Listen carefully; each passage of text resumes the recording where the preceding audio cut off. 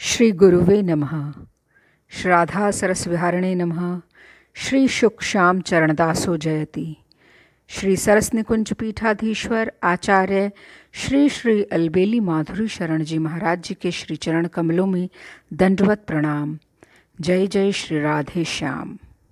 जय जय श्री राधे। प्रस्तुत है डॉक्टर अवध बिहारी लाल कपूर द्वारा रचित ग्रंथ ब्रज के भक्त से भक्तिमती श्री ललिता बाई जी का चरित्र। भक्तिमती श्री ललिता बाई जी, वृंदावन। भक्तिमती ललिता बाई का जन्म 1874 के लगभग क्षत्रिय जाति के एक भक्त परिवार में हुआ। 10 वर्ष की अवस्था में उनका विवाह कर दिया गया। 12 वर्ष की अवस्था में वे विधवा हो गईं। भरतपुर के महात्मा चतुर्भुज दास जी, जो सीताराम के उपासक थे, उनके घर आया करते। उनसे उन्होंने दीक्षा देने को कहा, पर उन्होंने उनमें राधा कृष्ण की भक्ति के संस्कार देख जयपुर के शुक संप्रदाय के श्री स्वामी सरस माधुरी शरण जी महाराज से उन्हें दीक्षित करवा दिया। भक्ति के संस्कार तो उनमें पहले से ही थे।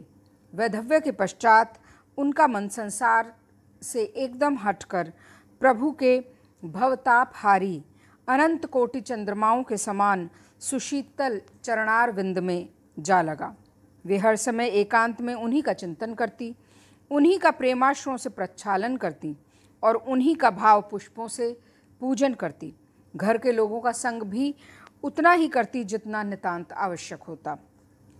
माता पिता को लगा कि उनकी लाडली वैधव्य के दुख के कारण ऐसी हो गई है। उन्होंने उसे उसकी बुआ के पास वृंदावन ले जाने का विचार किया, जिससे उसका मन कुछ बदल जाए। बुआ जी बहुत दिनों से वृंदावन वास कर रही थी और रंग जी के मंदिर के पीछे अपने गुरु स्थान हरदेव जी के मंदिर में रह रही थीं। ललिता बाई से उसकी माँ ने कहा, तुझे तीज पर बरसाना ले चलेंगे, वहाँ श्री जी के झूले का दर्शन करेंगे, फिर कुछ दिन बुआ जी के पास वृंदावन में रहेंगे। ललिता ये सुन बहुत प्रसन्न हुई, पर तीज को अभी पूरा महीना बाकी था। वो एक एक दिन गिनने लगीं। ज्यों ज्यों दिन बीतते गए, उनकी श्री जी के झूले की दर्शन की लालसा बढ़ती गई। दुर्भाग्य से तीज से कुछ ही दिन पूर्व उनके छोटे भाई को म्यादी बुखार हो गया। उसकी हालत तेजी से बिगड़ने लगी। माता पिता को बरसाने की यात्रा का विचार छोड़ देना पड़ा। तीज का दिन आ गया। उस दिन भाई की अवस्था बहुत चिंताजनक थी। घर के लोग भाग दौड़ में लगे थे। डॉक्टर और वैद्य बार बार आ जा रहे थे। ललिता ऊपर एक कमरे में अकेले पड़ी रो रही थी। श्री जी के दर्शन का उसका स्वप्न बिखर जाने के कारण उसका दुख असह्य हो रहा था। वो मना रही थी कि झूलन के समय के पूर्व ही शरीर के पिंजड़े में आबद्ध उसके प्राण पखेरु उड़कर किसी प्रकार बरसाने पहुंच जाएं। धीरे धीरे संध्या आ गई। बरसाने में श्री जी के झूले पर विराजने की घड़ी भी आ गई। ललिता के प्राण पखेरु पिंजड़े से निकल भागने को बुरी तरह छटपटाने लगे। छटपटाते छटपटाते बेसुध हो गई। उसी समय उसके विषाद की कालिमा को चीरता हुआ उसके सामने कौंध गया बिजली का सा एक दिव्य प्रकाश। उसने देखा अपने आप को बरसाने में श्री जी के झूलन के दर्शन करते हुए। श्री जी ने अपनी मधुर मुस्कान से उसके हृदय में एक अपूर्व आलोड़न उत्पन्न करते हुए उसे निकट आने का संकेत किया। फिर हस्तकमल मस्तक पर रख कहा, कर लिए झूले के दर्शन। साथ ही अगल बगल झूले की रस्सी पकड़ी खड़ी दोनों सखियों ने प्रेमाद्र नेत्रों से उसकी ओर देखा। बस इतने में उसकी बाह्य चेतना जाग गई और सब कुछ अदृश्य हो गया। नीचे भाई की दशा में भी आशातीत परिवर्तन हुआ। धीरे धीरे वो पूर्ण स्वस्थ हो गया। श्री जी के दर्शन देकर अदृश्य हो जाने के पश्चात ललिता की विरह वेदना और तीव्र हो गई।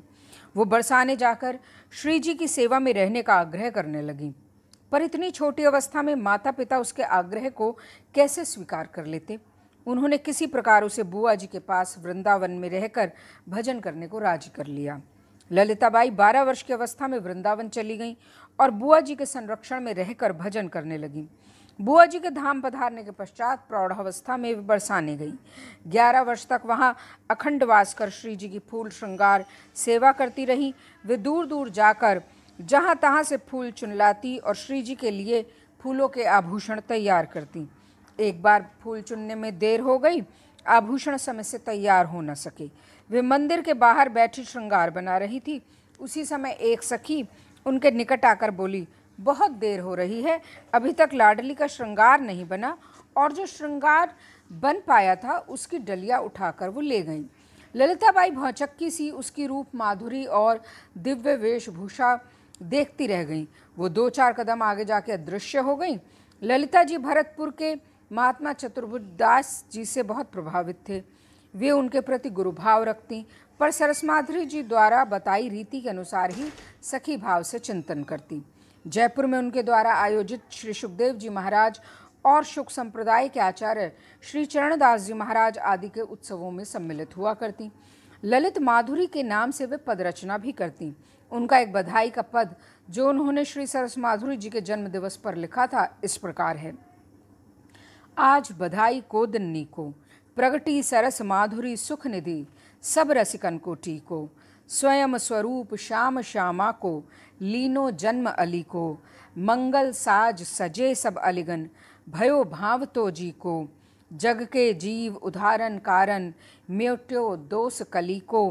रंग महल में बजत बधाई, नृत्य होत युवती को। ललित माधुरी तन मन बारी, भयो मनोरथीय को। श्री सरस माधुरी जी के माध्यम से ही मुसलमान भक्त अजमेर के श्री सनम साहब से उनका संपर्क हुआ। उनके यहाँ भी राधाष्टमी के उत्सव पे वे अक्सर जाया करती। एक बार जब उनकी आयु लगभग 70 वर्ष की थी, वे अजमेर से कुछ भक्तों के साथ श्री नाथ द्वारे गईं। वे और उनके साथी मंदिर पहुँचे 4 बजे के लगभग, जब मंदिर के पट बंद थे। सब बाहर दालान में बैठकर पट खुलने की प्रतीक्षा करने लगे। उस समय ललिता जी को 8-10 बालकों के साथ दालान में धमा चौकड़ी मचाते नील और गौर वर्ण के 2 अति सुंदर बालकों के दर्शन हुए और वे मूर्छित हो गईं। कुछ देर बाद जब चेतना आई, मंदिर के पट खुल चुके थे। भीतर जाके उन्होंने श्रीनाथ जी के दर्शन किए। वे दर्शन कर ही रही थी कि उसी समय एक बालक ने पीछे से आकर उनके कंधे पर हाथ रखते हुए कहा, देख मैं कितना सुंदर हूँ। उन्होंने गर्दन मोड़ी तो देखा वही नील वर्ण का सुंदर बालक जिसे उन्होंने थोड़ी देर पहले बालकों के साथ उछल कूद करते हुए देखा था, उनके पीछे खड़ा मुस्कुरा रहा है। वो सचमुच बहुत सुंदर था। उसे देख जैसे ही ललिता जी ने हाथ बढ़ाया उसे पकड़ने को, वह अंतर्ध्यान हो गया। ललिता जी फिर से मूर्छित हो गईं। राधा कृष्ण और उनके परिकरों की इस प्रकार की लुका छिपी ललिता जी के साथ और बहुत दिनों तक होती रही। 84 वर्ष की अवस्था में इसका अंत हुआ, जब वे अपने पार्थिव शरीर वृंदावन की रज में छोड़कर नित्य निकुंज में उनकी नित्य सेवा में चली गईं। श्री राधा सरस बिहारी लाल की जय।